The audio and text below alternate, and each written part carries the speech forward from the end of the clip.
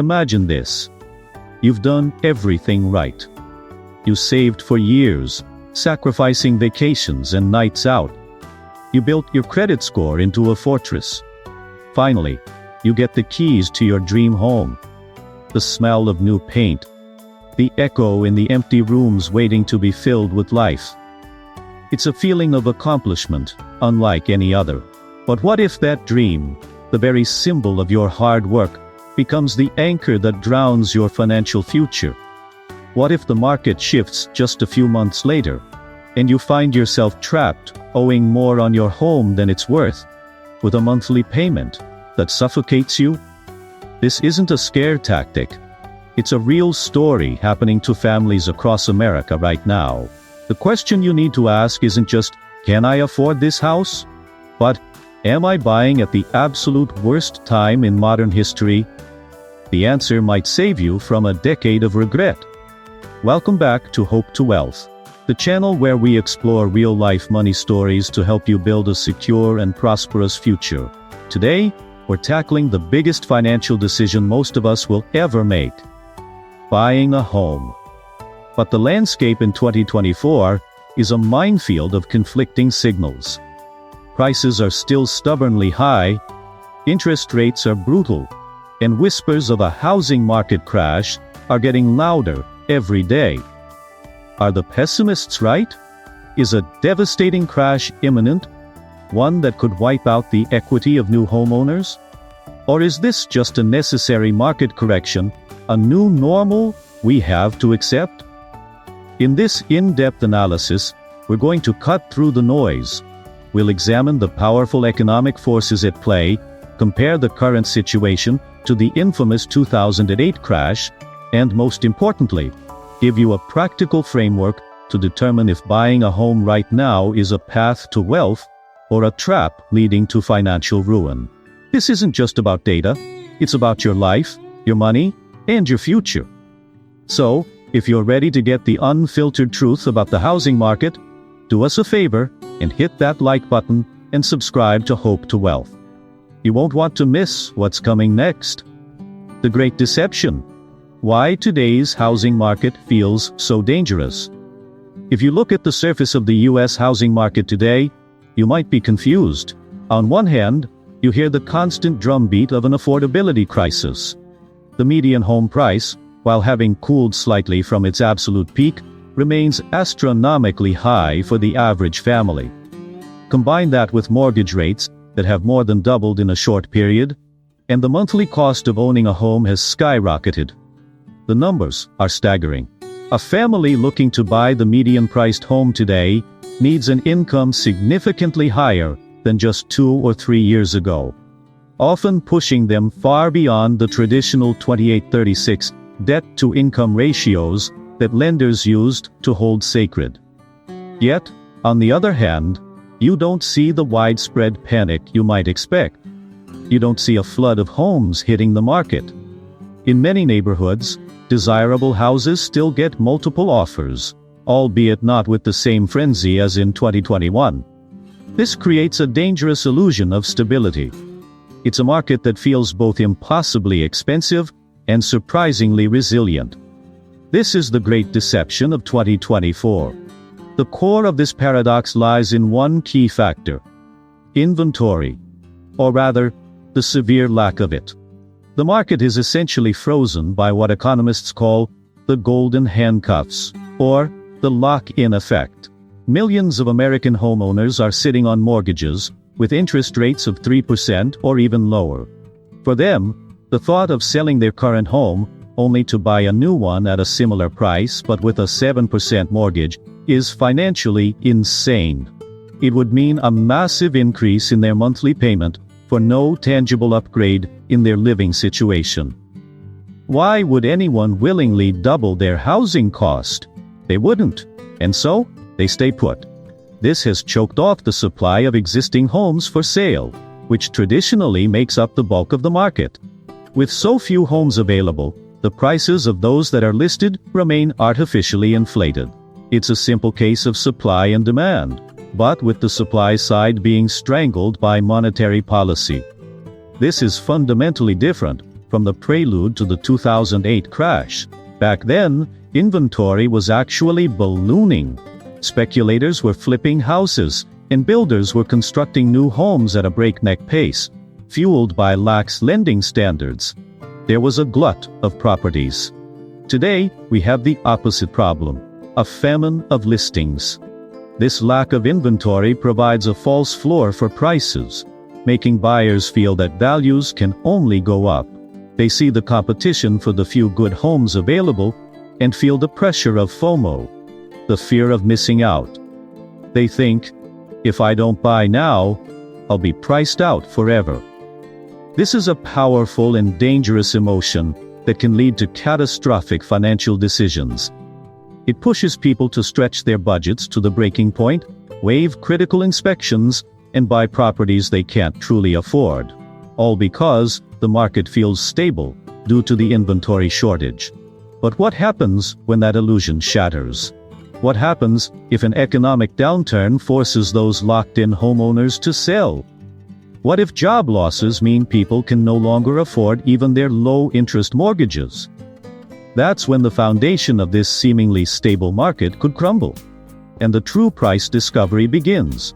The deception is believing that low supply can prop up unaffordable prices indefinitely. History shows us that eventually, economic gravity always wins. The key is understanding the specific cracks that are already beginning to show. The red flags hiding in plain sight.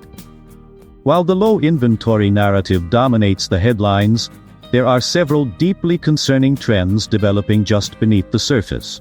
These are the red flags that the optimistic real estate agent might not mention, but they are critical to understanding the true risk in the market today. The first major red flag is the dramatic rise in consumer debt. As inflation has eroded the purchasing power of American families, they have turned to credit cards to make ends meet. National credit card debt has surpassed $1 trillion, a grim milestone. People are using debt to pay for groceries, gas, and utilities. This is not sustainable. A household buried in high-interest credit card debt is a fragile household. They have no buffer for emergencies. A job loss, a medical bill, or a major car repair can be the single event that pushes them over the edge, making it impossible to pay their mortgage.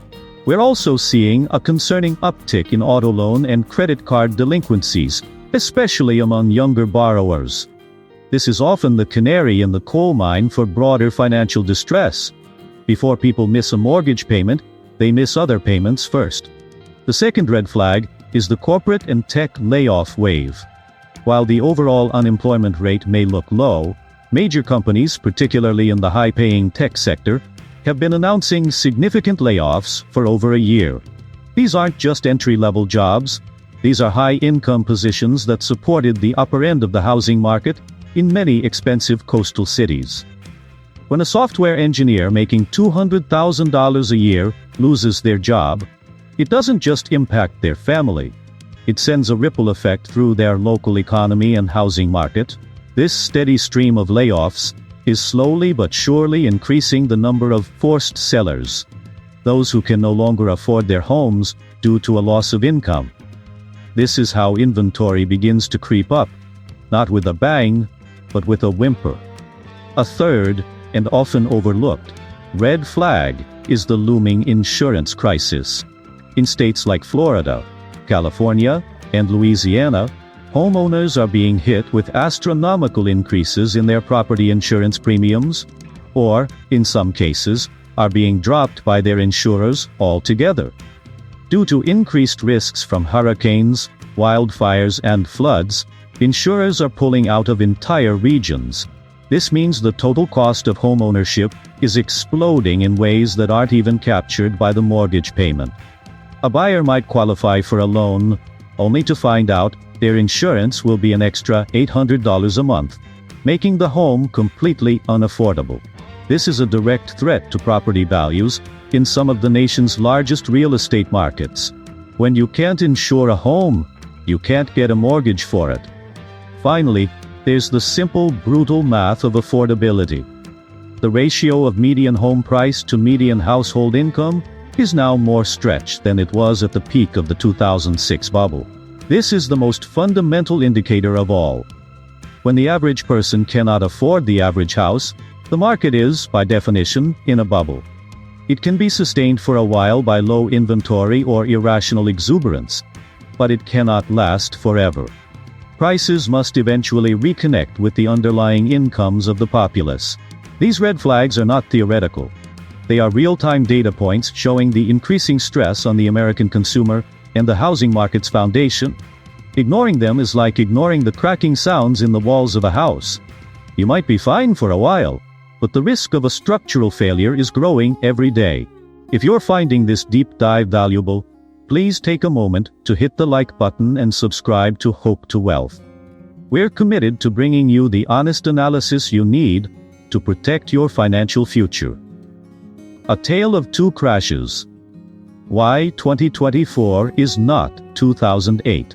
One of the most common arguments you'll hear to dismiss fears of a housing crash is, this is nothing like 2008. And in many ways, that's true. Understanding the differences is crucial. Not because it means we're safe, but because it means the nature of the risk is entirely different. The 2008 global financial crisis was, at its core, a crisis of credit and fraud. The problem wasn't just that house prices were high.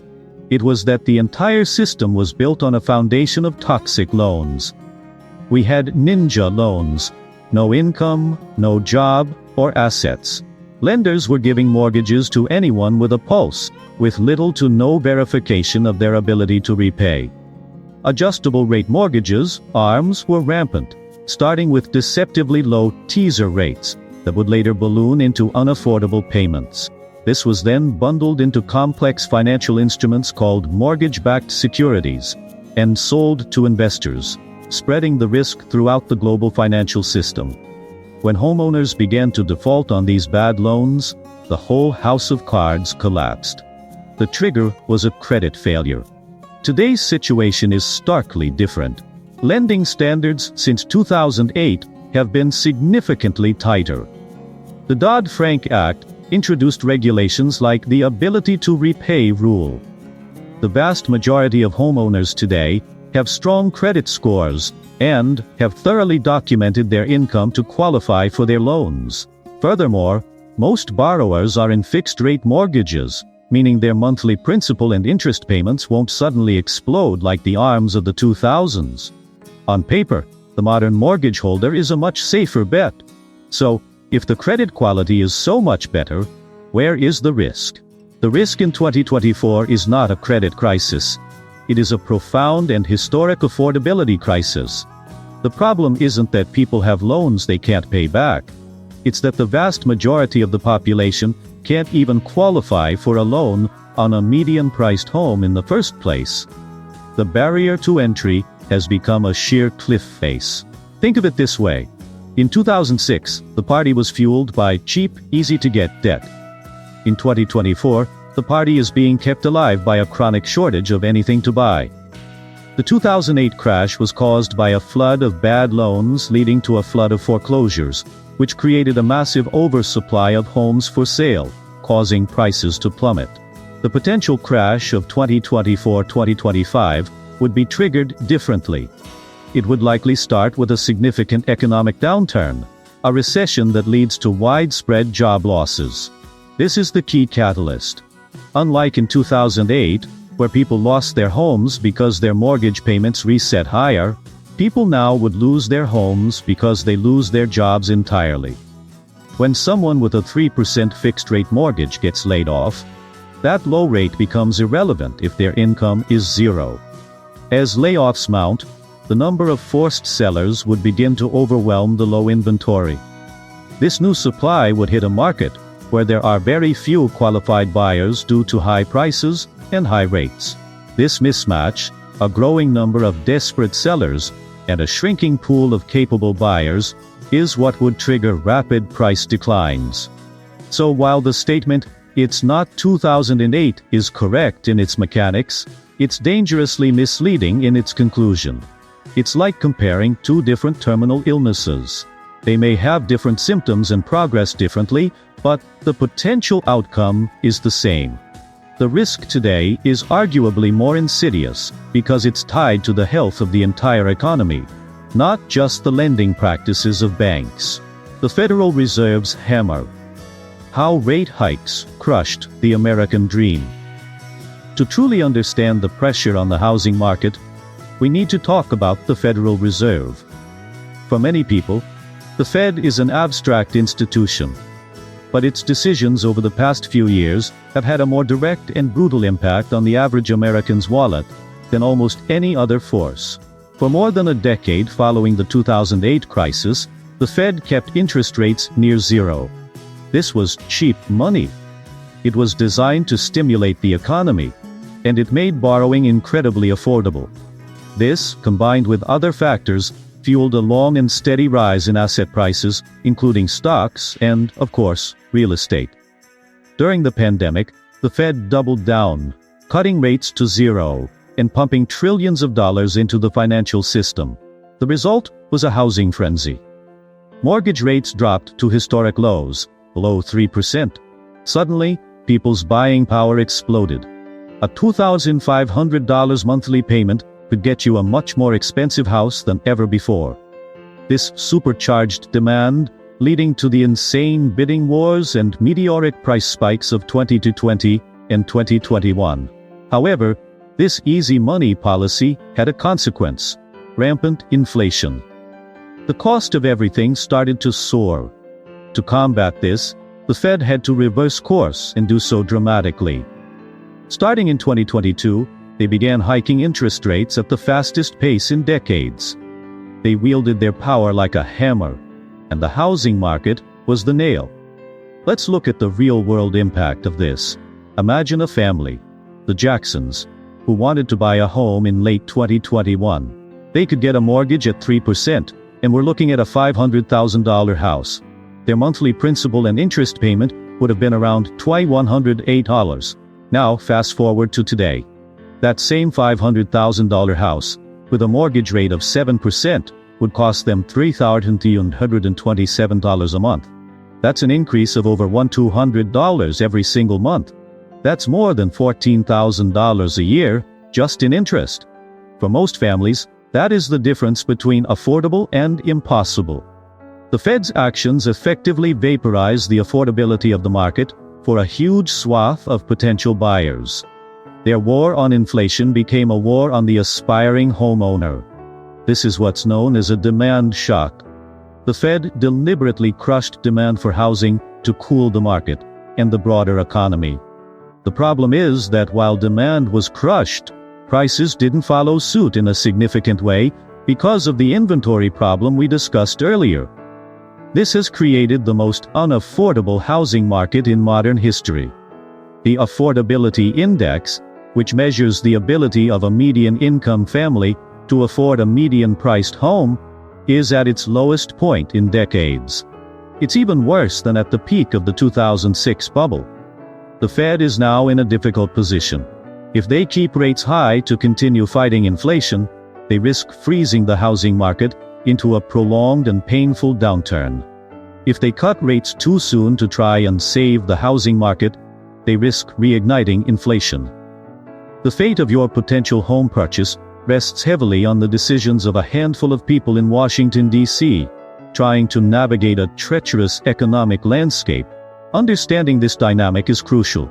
The market isn't going to be saved by a sudden drop in interest rates back to 3%. Those days are likely gone for a very long time. Any future rate cuts will likely be slow and measured, meaning the affordability challenge is here to stay. If you're learning something new about the forces shaping your financial world, please support the channel by hitting that subscribe button and giving this video a like. Your support allows us to create more in-depth content like this. The Geographic Gamble: Why Your City Matters More Than Ever. It's easy to talk about the U.S. housing market as if it's one single entity.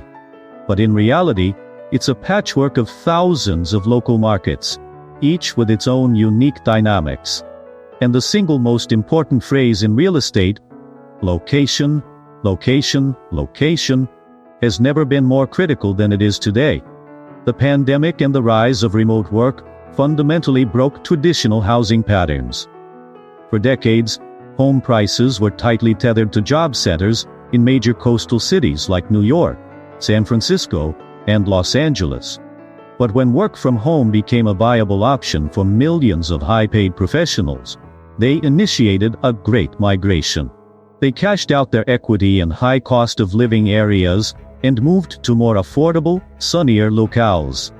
Cities like Austin, Texas, Boise, Idaho, Phoenix, Arizona, and Miami, Florida, became the hottest markets in the country. Prices there exploded at a rate that made even the coastal cities blush. These Zoom towns were the epicenter of the pandemic housing bubble. Now, however, they are also the epicenter of the correction. These are the markets that are showing the most significant price declines from their peaks. Why? Because their rapid price appreciation was untethered from local wage growth. It was fueled by an influx of outside money. As the tech industry, a major source of these remote workers, began its wave of layoffs, and as companies started demanding employees return to the office, the frenzy in these cities cooled rapidly.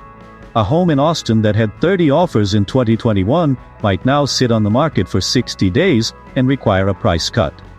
On the other side of the spectrum, you have more stable, less headline-grabbing markets, often in the Midwest and parts of the Northeast. Cities in Ohio, Pennsylvania, or upstate New York didn't experience the same insane run-up in prices. As a result, they have been more resilient to the downturn. Their prices are more closely aligned with local incomes, making them less susceptible to a major crash. This geographic divergence is a critical factor for any potential buyer. You have to analyze your local market with a magnifying glass. Ask yourself these questions. What is the primary driver of the local economy? Is it a diverse mix of industries, or is it heavily reliant on one sector, like tech or tourism? What is the inventory situation in your specific zip code? Is it rising or falling? Are homes selling quickly, or are they sitting on the market longer? Are sellers in your area cutting prices? Websites like Zillow and Redfin provide a wealth of local data that can help you answer these questions. Look at the price history of homes you're interested in. Look at the number of days on the market. Look for trends. Furthermore, consider the long-term prospects of the area. Is the population growing or shrinking? Are businesses moving in or out? What is the local tax situation? Are there climate-related risks, like the insurance crisis we discussed, that could impact long-term affordability? Making a smart decision in 2024 requires you to be a local market expert. Don't rely on national headlines. The story of a 15% price drop in Phoenix is irrelevant if you live in Chicago, where prices might be flat or even slightly up. The geographic gamble is about recognizing that you aren't buying the US market. You are buying one specific house on one specific street in one specific town. Do your homework. The psychology of the stall, seller delusion meets buyer fatigue. Beyond the economic data and interest rates, there's a powerful human element at play in today's housing market. Psychology. The current market is defined by a massive psychological standoff between buyers and sellers, creating a stalled, low transaction environment. Let's first examine the psychology of the seller. Many of today's potential sellers bought or refinanced their homes in the last few years. They are anchored to the peak valuation their home reached in late 2021 or early 2022. They saw their Zestimate or Redfin estimate hit an all-time high, and that number is seared into their minds as the true value of their home. Even though the market has clearly shifted, they are incredibly reluctant to accept a lower price. This is a classic behavioral economics concept called loss aversion. People feel the pain of a loss much more acutely than the pleasure of an equivalent gain. Selling their home for $50,000 less than its peak value feels like a tangible loss, even if they still have hundreds of thousands of dollars in equity. This leads to sellers' delusion. They'll say things like, "I know what my house is worth, and I'm not giving it away." Or, "I'll just wait until the market comes back." They are also trapped by the golden handcuffs we discussed. They don't have to sell, so they're willing to list their home at an unrealistic price and wait, contributing to stagnant inventory that sits on the market for months. Now, let's look at the psychology of the buyer. Today's home buyer is exhausted. They are suffering from extreme buyer fatigue. They may have spent the last 2 years getting outbid in crazy bidding wars, only to now be faced with mortgage rates that have crushed their budget. They feel like the goalposts are constantly moving. They are frustrated, demoralized, and deeply fearful of making a mistake. This leads to the buyer's dilemma. On one hand, they have a powerful desire to own a home and stop throwing money away on rent. Home ownership is deeply ingrained in the American psyche as a cornerstone of success and stability. On the other hand, they are terrified of buying at the top of the market, just before a potential crash. They read the headlines, they see the high rates, and their gut tells them that now is a risky time to make the biggest purchase of their lives. This psychological tug-of-war results in paralysis. Buyers are hesitant. They make lowball offers that get rejected by delusional sellers. They analyze every property to death, looking for reasons not to buy. The transaction process itself has become more adversarial. The days of waiving inspections and appraisals are largely over. Buyers are rightfully demanding more concessions, while sellers, anchored to their peak price, are unwilling to give them. This standoff between sellers who won't accept the new reality and buyers who can't afford the old one is why the number of home sales has plummeted to levels not seen in over a decade. The market is frozen. Breaking this stalemate will require a catalyst. Typically, that catalyst is economic pain. It's when sellers are no longer selling because they want to, but because they have to, due to a job loss, a divorce, or a medical emergency. When that happens, desperation outweighs delusion, and they are forced to lower their price to meet the market where it actually is. Until then, the psychological games will continue. As a buyer, your job is to stay rational and not get caught up in the emotional whirlwind. We appreciate you sticking with this detailed analysis. If you're gaining clarity on the market, please show your support by subscribing to Hope to Wealth and hitting that like button. We're almost through to the practical advice. Your personal housing market. A practical framework to avoid regret. So, after all this analysis of macroeconomics, interest rates, and market psychology, we arrive at the most important question. What should you do? The truth is, nobody can perfectly time the market. Trying to buy at the absolute bottom is a fool's errand. The real goal is not to time the market, but to make a decision that is right for your personal financial situation and life goals, protecting you from the worst-case scenarios. Here is a practical framework, a checklist of questions you must honestly answer before you even think about making an offer on a house. Question 1. What is your time horizon? This is the single most important question. Are you planning to stay in this home for at least 7 to 10 years? If the answer is no, you should probably not be buying in this market. Real estate is illiquid and has high transaction costs, commissions, closing costs, etc. If the market does decline, you need a long time horizon to ride out the downturn and allow appreciation to eventually work in your favor. Buying a house you only plan to live in for 3 to 4 years is an enormous gamble. Question 2. Is your financial house in order? This goes far beyond just getting a mortgage pre-approval. Do you have a fully funded emergency fund of 3 to 6 months of essential living expenses? This is non-negotiable. Your emergency fund is your safety net if you lose your job. Second, is all your high-interest debt, like credit cards, paid off? Third, what is your actual housing budget? Don't just rely on what the bank says you can borrow. Calculate a monthly payment, including principal, interest, taxes, insurance, and an estimate for maintenance. That is no more than 25 to 30% of your take-home pay. Stress test this budget. Could you still make the payment if one spouse lost their job, or you had a major unexpected expense? If it's razor thin, you can't afford it. Question 3. Have you accounted for the hidden costs? A mortgage payment is just the beginning. Property taxes and homeowners insurance can add hundreds or even thousands to your monthly costs, and they almost always go up. Maintenance is another huge factor. A good rule of thumb is to budget 1 to 2% of the home's value for annual maintenance and repairs. For a $400,000 home, that's $4,000 to $8,000 per year. The roof will eventually need replacing, the water heater will fail, the HVAC system will die.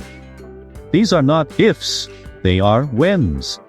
If you haven't budgeted for these capital expenditures, you are setting yourself up for financial disaster. Question 4. Is your income stable? Be brutally honest about your job security. Is your industry growing or contracting? Is your company financially healthy? If you are in a volatile field or feel uncertain about your position, now might be the time to be conservative and build up your cash reserves instead of taking on a massive mortgage. Question 5. Are you buying for the right reasons? Are you buying because you genuinely want to put down roots, build a life in a community, and have stability for your family? Or are you buying out of FOMO, societal pressure, or the belief that a house is a guaranteed fast track to wealth? Buying a home based on emotion is one of the fastest ways to make $1 million mistake. If you can confidently and positively answer all of these questions, then it might be the right time for you to buy, regardless of the market headlines. You are buying from a position of financial strength, with a long-term perspective, which is the best way to mitigate the risks of a market downturn. If you have any hesitation on these points, it's a clear signal to wait, save, and strengthen your financial position. The power of the sidelines. Smart alternatives to buying now. If you've gone through our framework and decided that now is not the right time for you to buy a house, that is not a failure.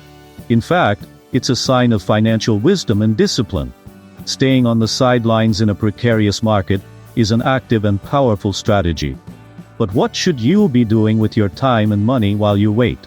The answer is not just to keep renting and hope for the best. You need a proactive plan to put yourself in an even stronger position for when the time is right. Alternative 1.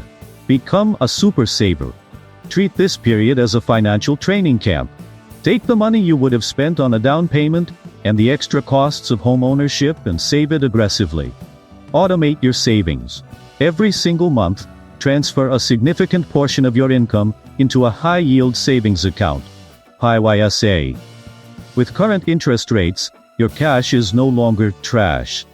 You can earn a safe and significant return on your savings, often 4 to 5% or more. This not only grows your future down payment, but also strengthens your emergency fund. When the market does eventually present a better opportunity, you'll be able to pounce with a much larger cash position, which gives you immense power in negotiations. Alternative 2. Invest for the long term. If you have a solid emergency fund and are saving for a down payment, consider investing a portion of your money in a diversified, low-cost index fund. While the stock market has its own volatility, over the long term, it has historically provided excellent returns. This allows you to put your money to work and build wealth in other ways, so you're not solely dependent on the real estate market. This strategy, often called rent and invest, can sometimes outperform homeownership, especially when you factor in all the costs associated with a house. It diversifies your wealth-building strategy. Alternative 3. The geographic arbitrage. If your work allows for remote or flexible arrangements, consider the powerful strategy of geographic arbitrage. This could mean renting in a lower cost of living city or state for a few years, while still earning a high salary. The amount of money you can save by cutting your rent in half can be life-changing. It can dramatically accelerate your timeline to financial independence, or allow you to save a down payment for a home in just a few years instead of a decade. This is a temporary sacrifice for a massive long-term gain. Alternative 4. Skill up and increase your income. The most powerful tool in your financial arsenal is your ability to earn. Use this time to invest in yourself. Get a certification, learn a new high-demand skill, start a side hustle, or position yourself for a major promotion at work. Increasing your income has a far greater impact on your ability to afford a home than a 10% drop in house prices. A higher income makes you more resilient to economic shocks and gives you more options in life. Choosing not to buy a house right now doesn't mean you're giving up on the dream. It means you're being strategic. You're choosing to build a rock-solid financial foundation so that when you do buy, you're doing it with confidence, not fear. You're playing the long game, and that's how you build lasting wealth. Thank you for joining us for this entire deep dive. If this has helped you, please consider one last time to hit that like button and subscribe to Hope to Wealth for more honest financial stories and strategies. So, we've covered a tremendous amount of ground. We've seen how the current housing market is built on a deceptive foundation of low inventory, creating an illusion of stability. We've identified the serious red flags, from soaring consumer debt to the looming insurance crisis, that signal growing stress in the system. We've contrasted today's affordability crisis with the 2008 credit crisis, understanding that different doesn't necessarily mean safer. And most importantly, we've walked through a practical, personal framework to help you decide if buying a home now is a wise move or a devastating mistake for your specific situation. The key takeaway is this: you must separate the emotion of wanting a home from the cold, hard logic of your financial reality. The decision to buy should be based on your time horizon, your financial stability, and your life goals, not on market hype or fear of missing out. Being a strategic renter and saver right now is not a sign of defeat. It is a position of power. You are building cash, increasing your options, and waiting for a moment when the scales of risk and reward are tipped more favorably in your direction. This is how you build true, resilient wealth. What's your take on the housing market? Are you buying, selling, or staying on the sidelines? Share your story and your thoughts in the comments below. Reading through them is one of the best parts of this community. If you found this video helpful, please do 4 things for us. Hit that like button, subscribe to Hope to Wealth, ring the notification bell, and share this video with one person you know who is thinking about buying a home. It could save them from a massive financial headache. Thank you for watching, and we'll see you in the next story.